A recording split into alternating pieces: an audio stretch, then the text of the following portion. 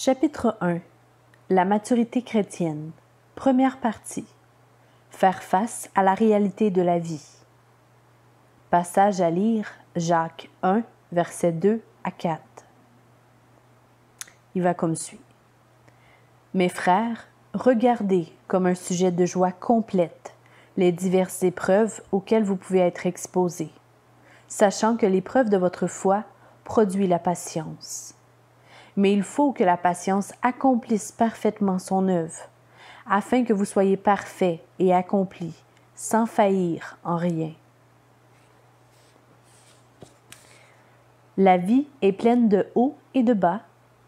Dans la réalité, elle ressemble parfois à une partie de montagne russe, et rares sont ceux qui hésiteraient à ponctuer de leur propre « Amen » les paroles du vieux négro spirituel, tantôt en haut, tantôt en bas, ô Seigneur, tantôt je suis tout à fait lasse, ô Seigneur. Tout le monde connaît cette vérité de la vie. Il en sera toujours ainsi de ce côté-ci de l'éternité. Savoir ce qui se passe et gérer les événements eux-mêmes sont bien entendu deux choses totalement différentes. Le premier chapitre de la lettre de Jacques présente une vue d'ensemble assez générale sur la manière d'aborder les hauts et les bas de la vie. Bien entendu, Jacques prend la perspective chrétienne. Face aux difficultés de la vie, une foi personnelle vivante en Jésus-Christ fait toute la différence. Elle agit. Elle surmonte les obstacles et remporte la victoire par son attachement à Jésus-Christ. Il est évident que n'importe quel oiseau peut chanter quand le soleil brille. Plus que quiconque, les chrétiens devraient savoir comment louer Dieu et apprécier la vie quand tout va bien et que la bonté de Dieu est aussi évidente qu'abondante. Mais une fois qu'il remplit, au soleil des bienfaits de Dieu rayonne avec encore bien plus d'éclat dans le fond des nuages de l'épreuve et de la tribulation. Le chrétien montre de quoi il est fait lors de la mise à l'épreuve de la réalité de sa foi. C'est toujours là qu'on peut mesurer la foi, qui est, par définition, une ferme assurance des choses qu'on espère, une démonstration de celles qu'on ne voit pas. Hébreux 11, 1. Quelle que soit l'importance de notre expérience passée ou présente de la bénédiction de Dieu, l'essence de notre foi consiste en ce qu'elle s'appuie sur l'acceptation de la vérité de la parole de Dieu qui analyse, interprète et surtout dirige notre vie. La foi regarde aux promesses de Dieu pour notre avenir et s'appuie entièrement sur le plan divin de la rédemption en Jésus-Christ. La certitude de cette foi ne réside pas tant dans ce qu'on a vu de ses propres yeux s'accomplir qu'en ce qu'on espère, mais qu'on ne voit pas encore, selon les paroles d'Hébreux. Notre foi sera inévitablement mise à l'épreuve dans les expériences pénibles de la vie. En effet, celles-ci paraissent toujours démentir les promesses positives de bénédiction divine. Une foi vivante est une foi en Christ, qui agit dans l'obéissance à ses commandements.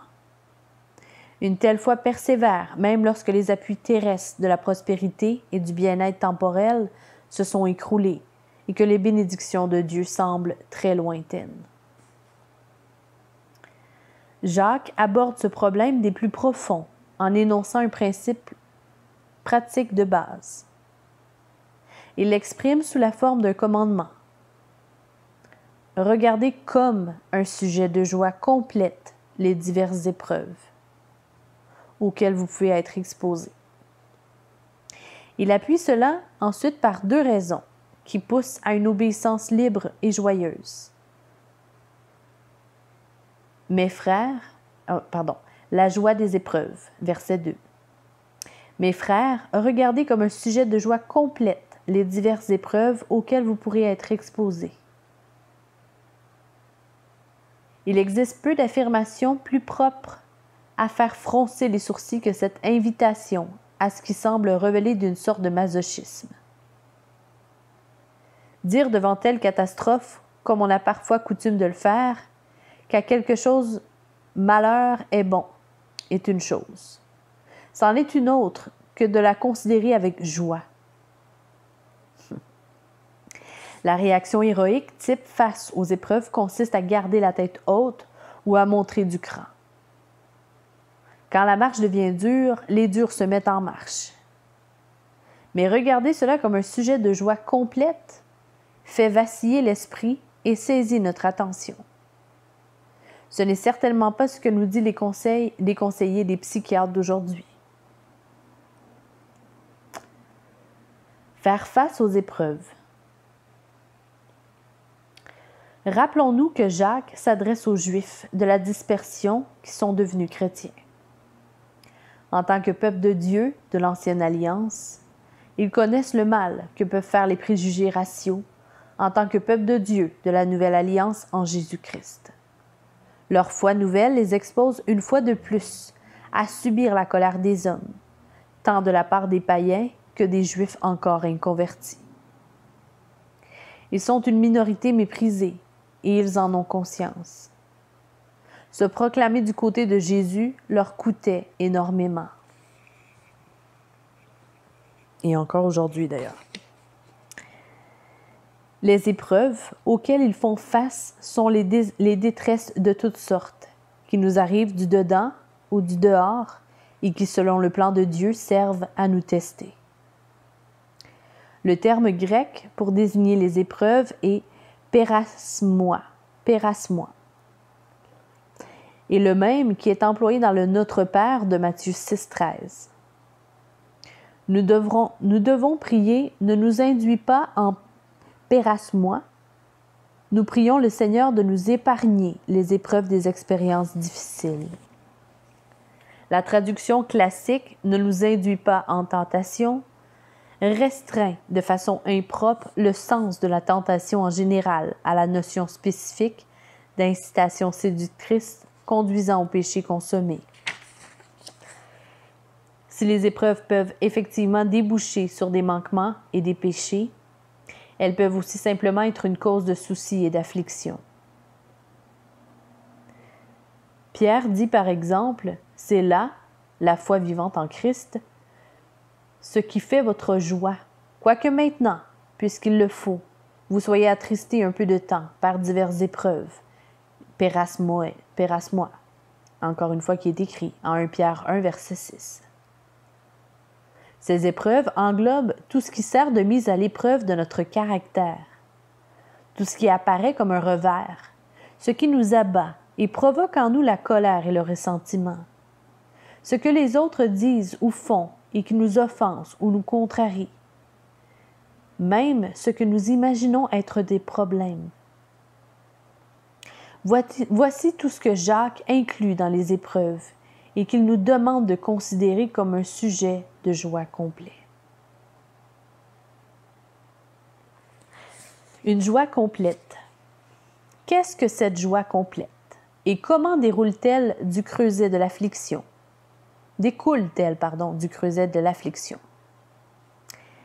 Essayons d'imaginer notre vie comme un grand livre sur lequel nous enregistrons nos comptes. Certaines entrées figurent dans les colonnes des crédits, alors que d'autres appartiennent à celles des débits. Il est évident que nous voyons tout naturellement nos tribulations comme des entrées négatives. Mais cela n'est pas nécessaire. Jean Calvin estime que les tentations doivent être tellement estimées à gain et profit qu'on y prenne une matière de joie. Il n'y a rien dans les afflictions qui devrait nous ravir notre joie. Les épreuves figureront toujours dans les colonnes des débits. Nous aurons toujours envie de dire « Pourquoi cela m'arrive-t-il? En quoi me suis-je trompé? Quand cela finira-t-il? » et autres réflexions semblables. Nous aurons par nature la tentation de céder à la colère, à la frustration et au désespoir. Certains vont parfois jusqu'à sauter la vie parce qu'ils considèrent leur situation désespérée. Or, Jacques dit que nous devons, par un acte de foi, faire entrer ces épreuves dans la colonne des crédits. Il ne s'agit pas de dire d'une manière désinvolte « Loué soit le Seigneur malgré tout » et d'essayer de ne plus penser aux difficultés. Ce n'est pas non plus employer la méthode « couer et ravaler la douleur dans un sourire ». Cela ne marche tout simplement pas. La souffrance de Jésus devient notre salut et s'ouvre sur notre ascension triomphale vers la gloire, mais chaque instant de sa marche vers la croix était un pas d'agonie. Il en sera de même pour nous, aux prises avec les dures réalités de la vie. Le fait est que le regard de foi qui se porte vers Jésus-Christ peut transformer une douleur et une détresse profonde et réelle en autant d'occasions de joie. Nous reconnaissons alors que le Seigneur utilise cette détresse pour nous attirer dans une relation plus intime avec lui. Voici comment, avec l'aide du Saint-Esprit, nous devons racheter les mauvais côtés de la vie. Jacques nous enseigne à supporter les adversités avec un esprit calme et égal, et à montrer que les fidèles ont une raison de se réjouir quand la vie les accable. À n'en pas douter, c'est là un grand paradoxe. Vous n'arrivez peut-être pas à concevoir comment quelqu'un peut effectivement transformer l'affliction en bénédiction. Cependant, le chrétien ne se contente pas seulement de comprendre cela, mais il peut y obéir. Les chrétiens s'associent à l'auteur de l'Épître aux Hébreux lorsque celui-ci déclare « Il est vrai que tout châtiment semble d'abord un sujet de tristesse et non de joie, mais il produit plus tard, pour ceux qui ont été ainsi exercés, un fruit paisible de justice. » Hébreux 12, verset 11. Personne pourtant n'a de mal à comprendre la valeur de l'entraînement physique, si pénible qu'il soit. On ne devient athlète qu'en acceptant de suer et de souffrir. Les athlètes tirent même les leçons de leurs blessures et de leurs échecs en compétition. La croissance spirituelle, y compris la considération des épreuves comme une joie complète, procède du même principe appliqué au domaine encore plus profond de l'être intérieur. Cet acte de volonté que doit accomplir l'athlète pour transformer sa douleur en une performance heureuse, le chrétien doit aussi l'accomplir par la foi en Christ, pour changer dans sa vie la douleur en joie. La réaction opposée consiste à laisser l'affliction faire l'œuvre du diable, en ne réagissant pas, en ressassant ce qui aurait pu être, en cultivant un ressentiment malsain contre les autres et peut-être contre Dieu lui-même, pour nourrir une frustration amère qui rumine la vie par la défaite et le désespoir. Le Seigneur Jésus-Christ nous appelle à vivre exactement le contraire, à des fruits de justice et de paix.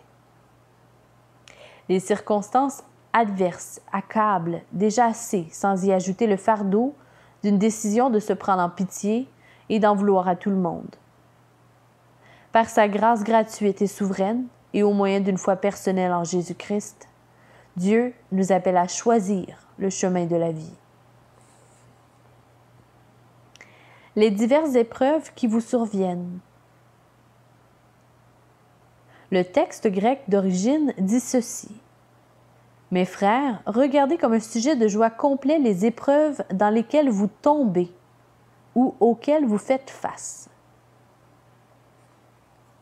Le terme grec péripitin évoque le fait de se retrouver soudain entouré de difficultés inattendues. Vous n'allez pas chercher les problèmes, ils viennent à vous. Et souvent, quand vous vous y attendez le moins. Ceci a une double signification. Premièrement, ces paroles ne cautionnent en aucune façon les chrétiens qui semblent parfois faire tout ce qu'ils peuvent pour s'attirer des malheurs. Si la Bible parle souvent de persécution, elle n'encourage jamais ce complexe de la persécution. Aucun chrétien ne doit se sentir indigne de son Sauveur, parce que sa vie n'a pas encore été dure ou parce qu'il est resté jusqu'à présent à l'abri des persécutions pénibles. En fait, l'Écriture interdit explicitement aux chrétiens de se livrer au moindre masochisme religieux. Il va jusqu'à qualifier de telles pratiques de culte volontaire et d'apparence d'humilité, en Colossiens 2, verset 23. Le véritable esprit de l'Évangile de Christ consiste à s'attendre à la providence de Dieu et à prier pour une vie paisible. 1 Thessaloniciens 4, verset 11. Deuxièmement, nul ne devrait s'imaginer que le seul moyen d'atteindre une joie complète passe par des épreuves. C'est là une autre erreur pernicieuse de l'ascétisme. Elle consiste à croire que plus ça fait mal, plus ça doit vous faire du bien. Dieu ne nous appelle pas à vivre un christianisme à l'huile de foie de morue. Cette joie complète devrait remplir notre vie sans l'entremise d'épreuves et de tribulations. Jacques se contente simplement de dire que les événements négatifs peuvent avoir un effet positif.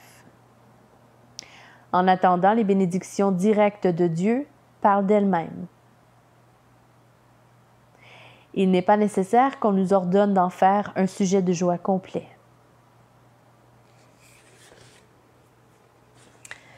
Deux raisons pour regarder les épreuves ainsi. Jacques 1, versets 3 et 4.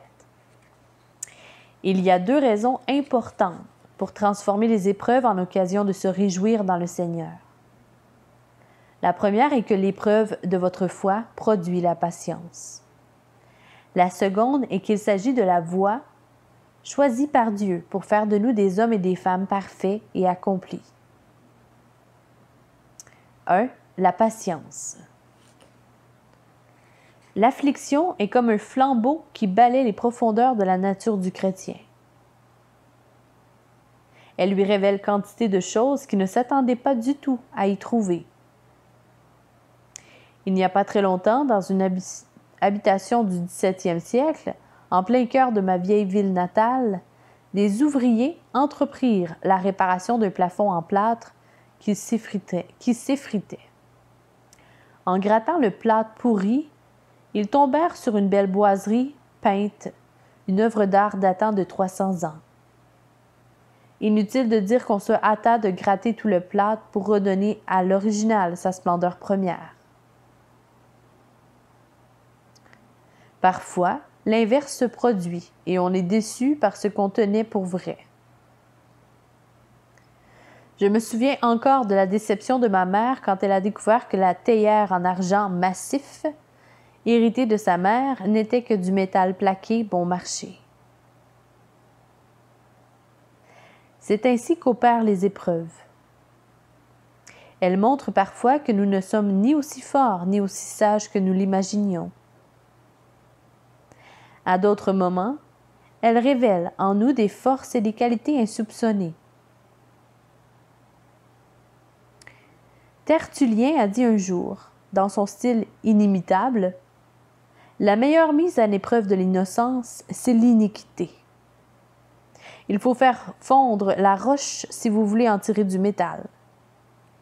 Par conséquent, lorsque la foi véritable est présente au fond du cœur, l'épreuve produit la patience. » De même, Paul affirme que l'affliction produit la persévérance. En Romains 5, verset 3. Comme l'explique Jean Calvin, cela signifie que par notre expérience des difficultés et la victoire que nous remportons sur elles, nous expérimentons ce qui vaut l'aide de Dieu dans la nécessité. Ce que vaut l'aide de Dieu dans la nécessité. Il y a là un autre paradoxe.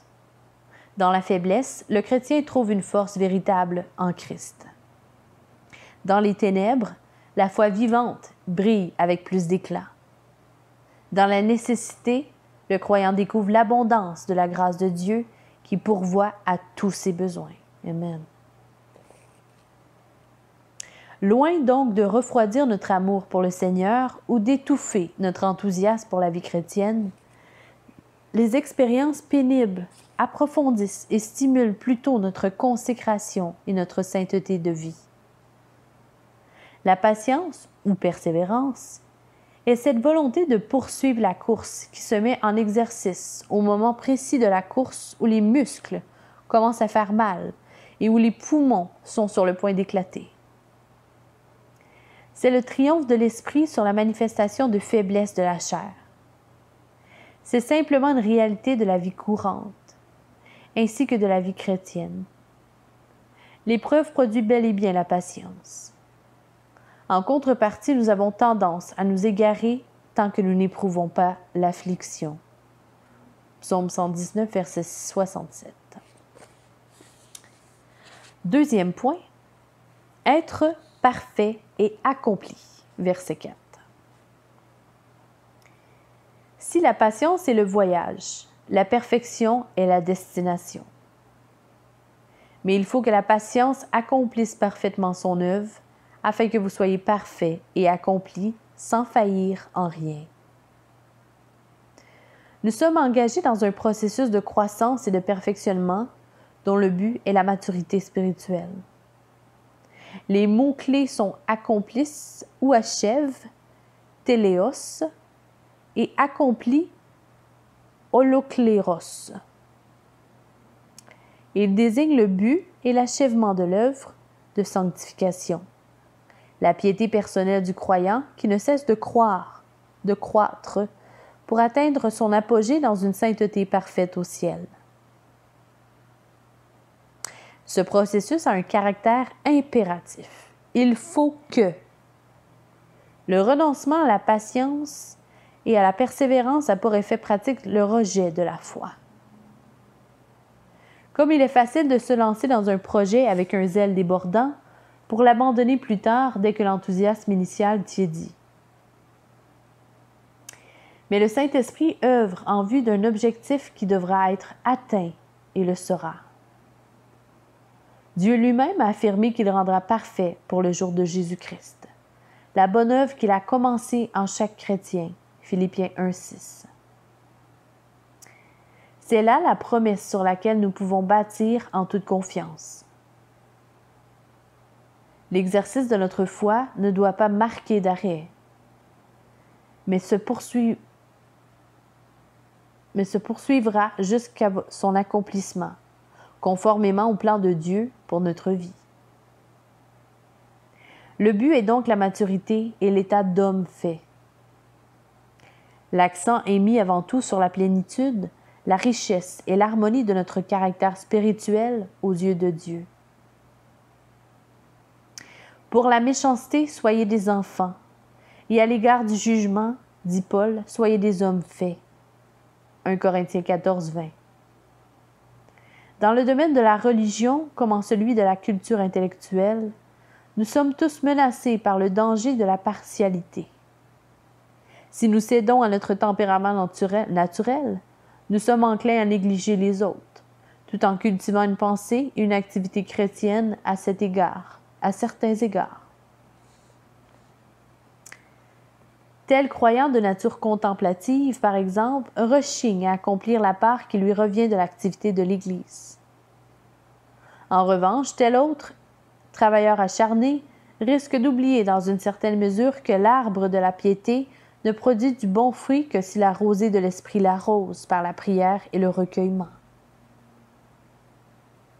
L'homme nouveau présente donc des difformités. Sa croissance n'est pas harmonieuse et les proportions ne sont pas respectées. Les différents aspects de la discipline de Dieu ont pour but de produire un caractère accompli et parfaitement équilibré. Or, certains aspects d'un caractère saint ne s'acquièrent que dans l'épreuve. La soumission et la compassion, qualités si précieuses, ne poussent que dans un terrain travaillé par le socle de l'affliction et arrosé par la pluie des larmes. C'est pour cela que Dieu châtie tous ceux qu'il reconnaît pour ses fils, et que tout sarment qui porte du fruit, il l'émonde, afin qu'il porte encore plus de fruits. Ce n'est pas un hasard si l'ordre est le suivant: épreuve, joie, complète, patience, maturité, accomplissement. Il nous semblerait plus approprié de placer la joie en dernier, une fois la douleur de la patience passée. Pour Dieu, cependant, la joie en Christ est la centrale qui fournit son énergie à la patience. Certes, cette joie attend et espère la récompense qui sera recueillie une fois le but atteint. Mais la joie est le moteur de la foi chrétienne, telle qu'elle est vécue au jour le jour. Nous avons reçu une vocation heureuse. Notre patience dans les épreuves expérimente cette joie précisément parce que, dans sa miséricorde, Dieu vise à produire en nous, au-delà de toute mesure, un poids éternel de gloire. 2 Corinthiens 4, verset 17. Fin du chapitre 1.